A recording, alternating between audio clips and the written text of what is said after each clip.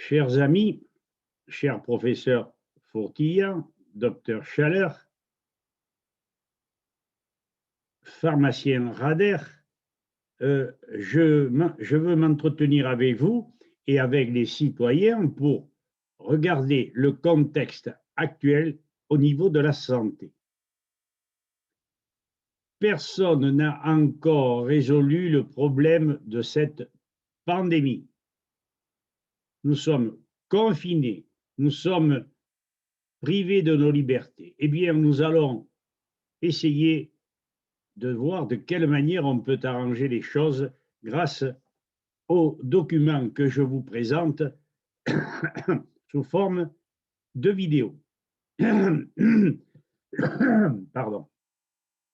Alors, cette vidéo s'intitule Ondes et immunité et j'ai ajouté vaccin. Pourquoi? Eh bien, ensemble, nous allons le voir. Raisonnablement. Je dis bien raisonnablement. On ne peut endurer ad vitam aeternam toutes les mesures gouvernementales, d'ailleurs inutiles, de restriction des libertés, alors que ces mesures ne sont pas étayées par des faits scientifiques reconnus. Évidemment, trop souvent cachés. Des études préalables ont été faites sur ce sujet. Chassons la cause ou les causes pour éviter ces confinements qui impactent sur la vie de tout être vivant sans apporter de solution. La pandémie demeurera tant que nous ne chasserons pas les causes. On ne met pas en place un système nouveau d'ondes électromagnétiques sans garde-fou et sans garantie. Notre survie, l'environnement passe bien avant des impératifs économiques. Ceci a bien été souligné par le professeur Paul Héroux, physicien, biologiste depuis de nombreuses décades. Des études scientifiques indépendantes complémentaires doivent impérativement être faites sans délai. Paul Héroux, physicien et biologiste canadien, l'a largement développé dans ses vidéos. Le principe de précaution doit être appliqué sans restriction. Alors, pour les plus curieux, dont le professeur Jean-Bernard Fourtilla, le docteur Chaleur, le pharmacien Rader, je leur demande instamment de bien vouloir regarder le document complet en PDF que vous voyez ici en violet. D'après le professeur Klaus Büchner, les ondes électromagnétiques et le système immunitaire doivent être protégés. Il vaut mieux éviter une surexposition aux ondes durant la pandémie. Voilà ce qu'il dit, avec évidemment à la clé le document complet en PDF. Et c'est le fruit de mes réflexions.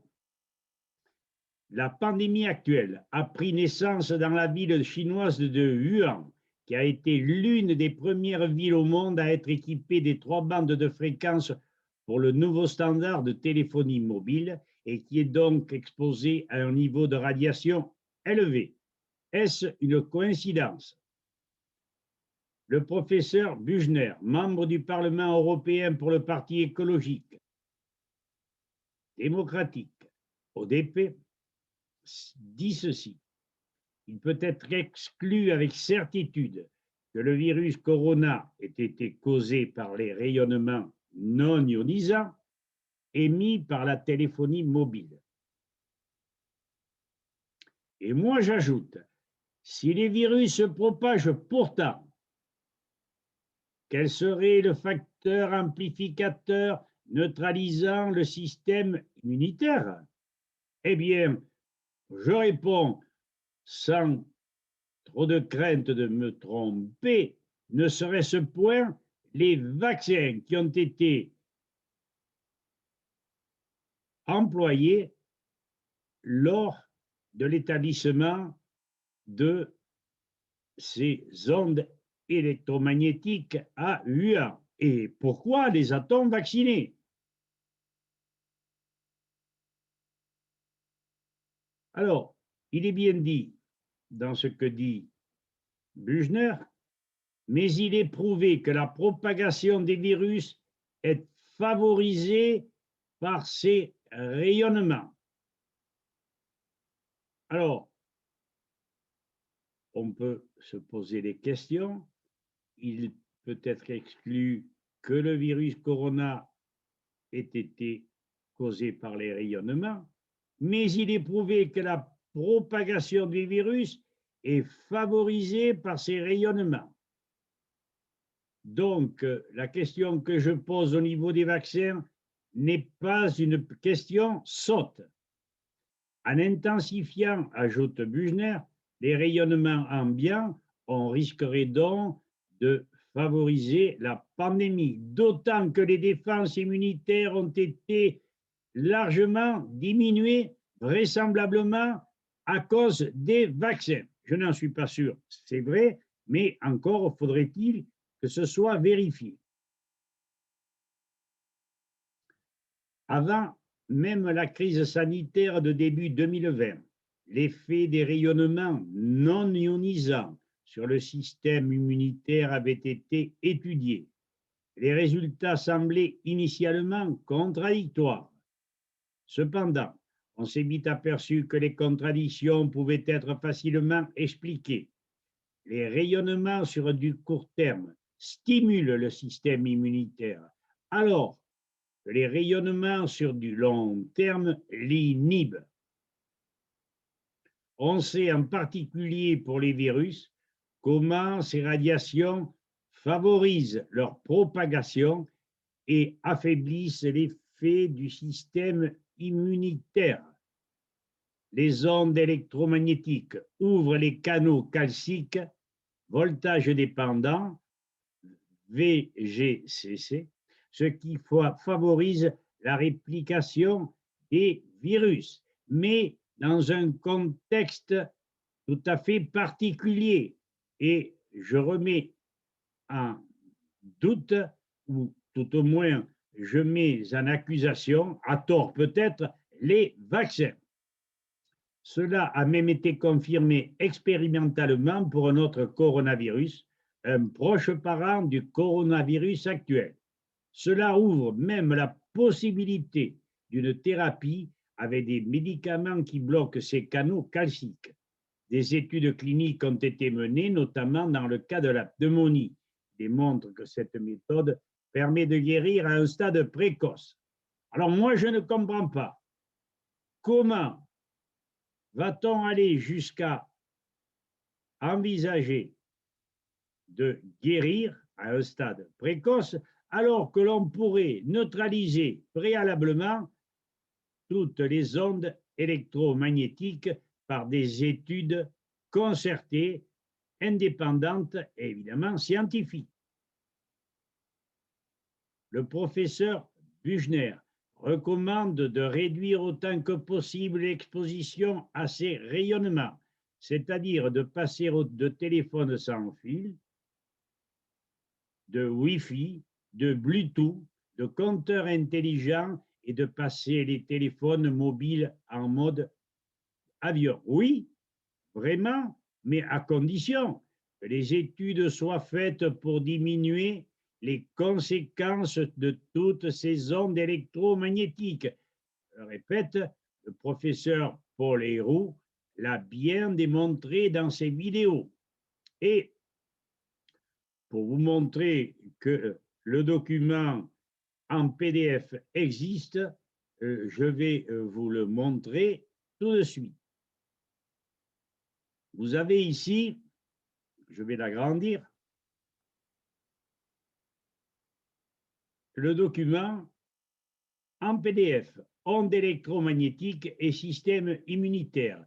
Il vaudrait mieux éviter une surexposition aux ondes durant une pandémie. Alors, le document est là, vous avez tous les éléments nécessaires, vous avez l'explication de ces activations et des problèmes qui se passent au niveau de la cellule. Ce n'est pas mon domaine, c'est celui des biologistes et c'est celui des pharmaciens, et qu'ils sachent qu'il existe et qu'ils peuvent se le procurer. Alors, le document, vous l'avez là, les ondes électromagnétiques et le résumé de ce PDF, je vous l'ai déjà montré ici. Je pense retrouver... Ah, je me suis trompé de document. Voilà, je reviens en arrière et je remets... Vraisemblablement, ça doit être celui-là.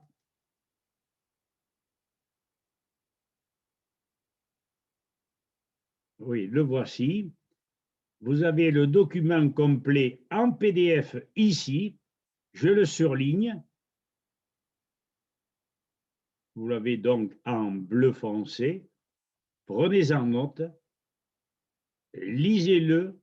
Et puisque vous êtes des spécialistes, tirez-en les conclusions nécessaires. Mais que diable, arrêtons de nous enfermer, de nous mettre dans des positions de liberté intenables. Ça va durer combien de temps? Il faut à tout prix que les effets secondaires des ondes électromagnétiques soient neutralisés. Voilà. Je pense vous avoir mis la puce à l'oreille, professeur Fourtillan, docteur Chaleur, pharmacien Radeur, pour que vous puissiez apporter votre science, votre savoir, de telle manière que vous nous sortiez de l'impasse. Voilà, je vous ai dit en très peu de mots ce que j'avais à vous dire. J'espère que vous ferez le complément et qu'à votre tour, vous nous informerez pour nous sortir de cette pétaudière. Voilà, je vous remercie et à bientôt. Au revoir.